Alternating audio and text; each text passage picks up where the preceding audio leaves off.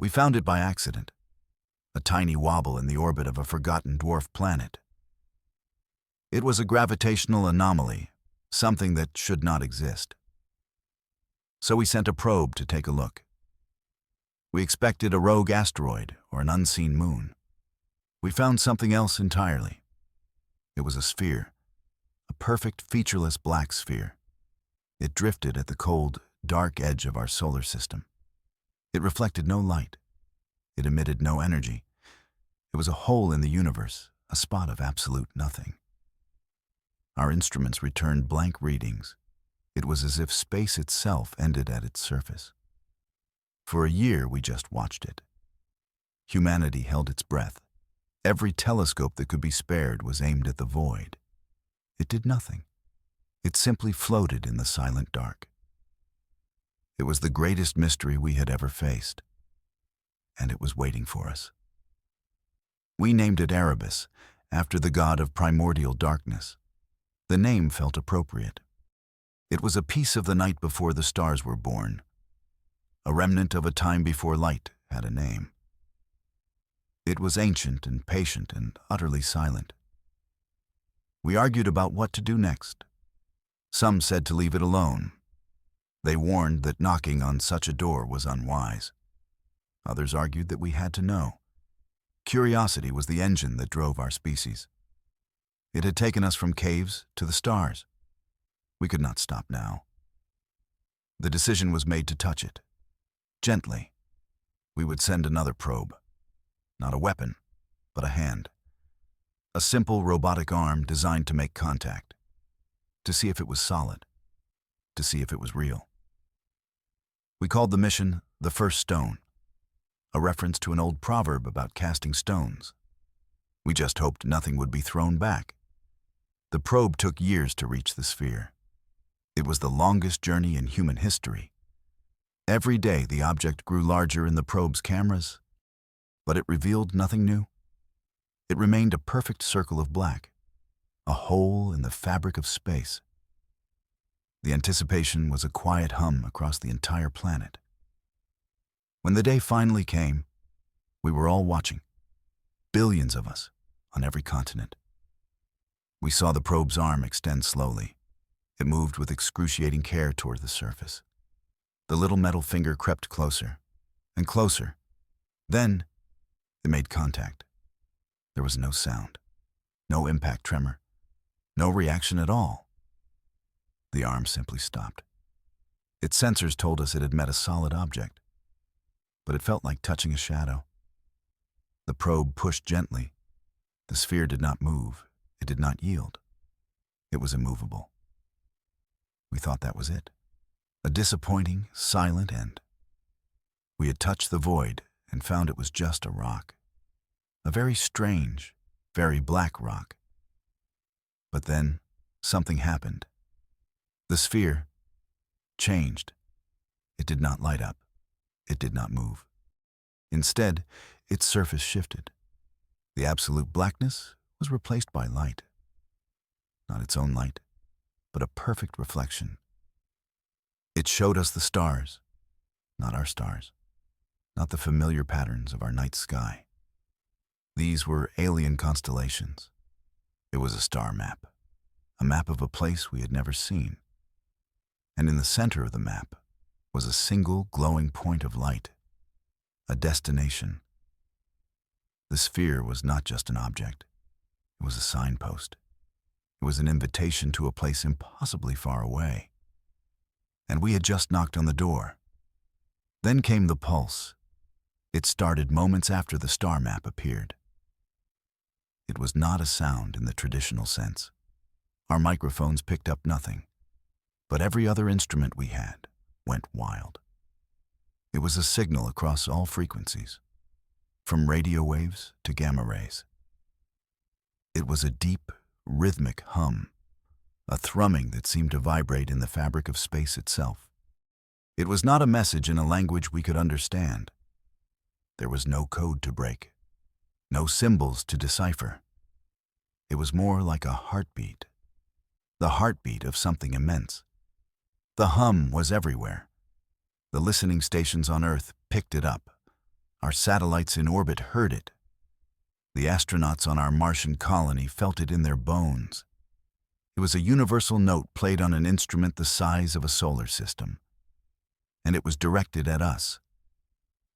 For decades, that pulse became the background noise of humanity. We aimed every instrument we had at the sphere. We built new ones, designed specifically to listen. We turned our entire civilization into a single, giant ear. We were a world united in listening. Generations were born and raised to the rhythm of the hum. It was the soundtrack of our lives. Children learned about it in school. Scientists dedicated their entire careers to it. It was the single greatest puzzle we had ever faced, and we were determined to solve it. We made jokes about it, of course. We said the sphere was just clearing its throat, or that it had the worst case of cosmic hiccups in history. Humor was our shield against the overwhelming mystery. The truth was, we were afraid. But we were more curious than we were scared. Year after year, we cataloged the pulse. We mapped its frequencies. We analyzed its rhythms. We filled libraries with data. We had more information about that single hum than any other phenomenon in the universe. But we still did not understand what it was saying. The breakthrough came from an unexpected place. A young researcher in linguistics and music theory. She was not looking for a language. She was looking for a structure. She believed the hum was not a message. She thought it was a blueprint. She converted the pulse into a visual format. A three-dimensional model of overlapping waveforms. At first, it looked like chaos. A beautiful but meaningless sculpture of light. She worked for years, trying different filters and algorithms, trying to find the pattern in the noise. Then, one day she found it. A hidden layer in the signal. A complex repeating pattern of geometric shapes. It was not a language we deciphered. It was a schematic. A design for a machine we could not possibly understand. The sphere was telling us how to build something. The blueprint was impossibly complex. It showed components that defied our known physics. Materials that we did not know how to create. Energy sources that seemed to come from another dimension. It was a design for a god's toolkit. A great debate began. A fear gripped our leaders and our people. What was this machine? Was it a weapon? A power source? A communication device? The sphere had offered no instructions, only the design itself. To build it would be a leap of faith into total darkness. Some argued that it was a trap, a Trojan horse offered by an unknown power. They said building it would be our final act, the end of humanity, brought about by our own hands. They preached caution and fear. They urged us to destroy the blueprint and forget we ever found it. Others saw it as a test, a challenge from a superior intelligence, a puzzle that we were meant to solve. They argued that the future of our species lay in embracing the unknown. They believed the blueprint was not a weapon, but a gift, an inheritance from a civilization far older than our own. For the first time in history, the entire world voted on a single question: to build or not to build. The debate raged for months. Families were divided. Nations argued. It was the most important decision we had ever made. The fate of our world hung in the balance. In the end, we made our choice. It was not unanimous, but it was decisive. We chose the unknown over the familiar comfort of fear. We chose to trust in our own potential. Humanity decided, as one people, to build our inheritance. We would forge the key to our own future. The project was the single greatest undertaking in human history. It made our past achievements look like child's play. We called it Project Inheritance, a fitting name for the task of building a legacy. We were no longer just listening, we were creating. We began by forging the star-born key, We mined asteroids for rare metals. We harvested hydrogen from the gas giants. We built vast factories in the orbit of Jupiter. We harnessed the power of our own sun to fuel our forges. Our entire solar system became a workshop. Piece by impossible piece, we built the machine. We invented new sciences to understand the blueprint. We created new materials that defied known chemistry. We trained a generation of engineers and builders who knew only this one task. It was a testament to what we could achieve when we were united. There were setbacks, of course, accidents and failures that cost lives and years. Moments when it seemed the task was too great. But we never gave up. The quiet hum from the distant sphere was a constant reminder. A promise of what was to come. A reason to keep building. The machine took almost a century to complete. It was a beautiful, terrifying thing. A latticework of crystalline structures and impossible angles. It floated in the dark space beyond Mars. It was the size of a small moon. It was our key. And we were finally ready to see what lock it would open. The day we turned the key was a global holiday. Once again, billions of us watched. We had come so far from that first tentative touch. We were no longer children throwing stones in the dark. We were builders. We were explorers. We were ready for an answer. The command was simple. A single pulse of energy sent from a station on Earth. It traveled at the speed of light to the machine. It was a command that held the hopes and fears of an entire species. The command was received, and the machine turned on. There was no sound, no explosion, no grand display of power. At first, it seemed like nothing had happened. A wave of disappointment washed over the world. Had it all been for nothing? A century of work for a silent, beautiful statue? Then, it happened. Space itself seemed to fold. The stars around our solar system warped and twisted. It was as if we were at the bottom of a deep well. Looking up, the universe buckled. Not with violence, but with a strange, graceful silence. The machine had not moved. It had moved everything else. A line appeared in the fabric of the universe. It was a thin, black line that stretched across our view. It was darker than the sphere, darker than anything we had ever seen. It was not an absence of light.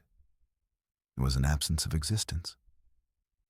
Then the line began to widen. It opened like an eye, or a wound. It was a tear in our reality, a rip in the very canvas of space-time. And from that wound bled something we had no words for. It was pure, raw potential, a sea of infinite possibility. Our star science had failed us. Our physics had no equations for this. It was like a primitive man seeing fire for the first time. We were looking at the engine of creation itself. We were looking into the great beyond. Through the opening, we saw things. Things that were not things. Shapes that had no geometry. Colors that had no wavelength. We saw storms of pure thought. We saw rivers of time flowing in reverse. We saw concepts being born and dying in an instant. It was too much for our minds to process. Many who watched went mad, not from fear, but from awe. Our brains were not designed to comprehend such things. We were like flatlanders trying to understand a third dimension. It was beautiful and terrible and glorious. And in that moment of terrible glory, we understood. We understood the sphere. We understood the hum. We understood the blueprint. It was never a sleeper. It was never a passive object waiting to be found. It was a gatekeeper. It was a lock on a door. A door we were never meant to open. A quarantine placed around our solar system. The machine we built was not a key given to us as an inheritance. It was a lockpick we had fashioned ourselves. We had broken into a place we were not invited. A cold, dawning horror settled over us. We had been so arrogant, so sure of ourselves. We had assumed the universe was for us. We thought we were the pinnacle of creation, ready to take our place among the stars. But we were just children, playing with tools we did not understand. Then, something happened that turned our horror into pure, primal terror. Something in that impossible space turned its attention toward us. We did not see it with our eyes. We felt it. We felt it with every fiber of our being, across every soul on Earth and Mars. It was a gaze, a consciousness of unimaginable scale and age. It had been slumbering, or perhaps just not paying attention. But our noisy little machine and the tear in reality had woken it up.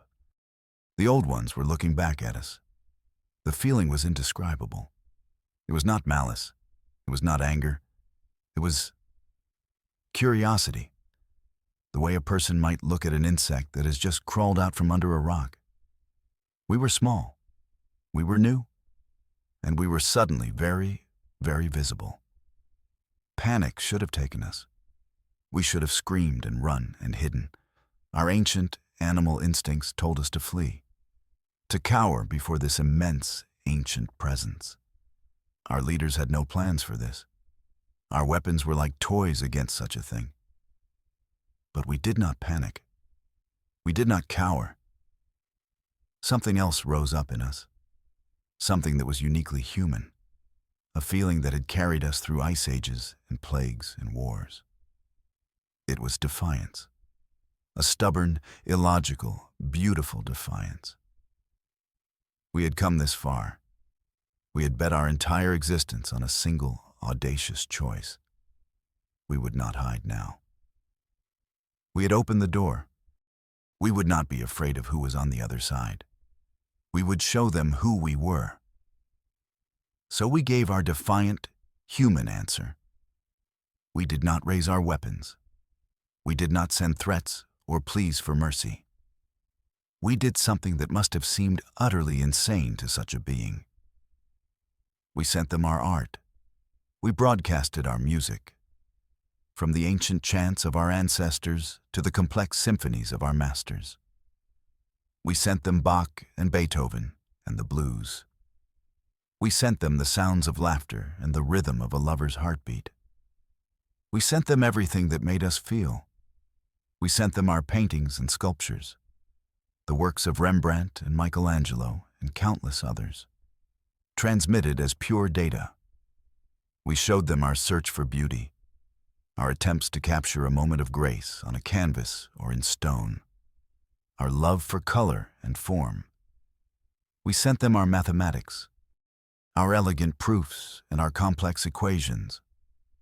We showed them how we had deciphered the laws of our own universe. We showed them pi and the golden ratio. We showed them the language of logic that we had discovered. We showed them our minds. We sent our stories, our myths and our histories, our poetry and our plays. We sent them the tale of Gilgamesh. We sent them the words of Shakespeare. We sent them our dreams of heroes and our warnings of monsters. We sent them our soul. We did not know if they would understand. We did not know if they would even care. It was a message in a bottle thrown into a cosmic ocean. A final, desperate statement of who we were. It was the most human thing we had ever done. For a long moment, there was only silence. The gaze of the old one remained upon us.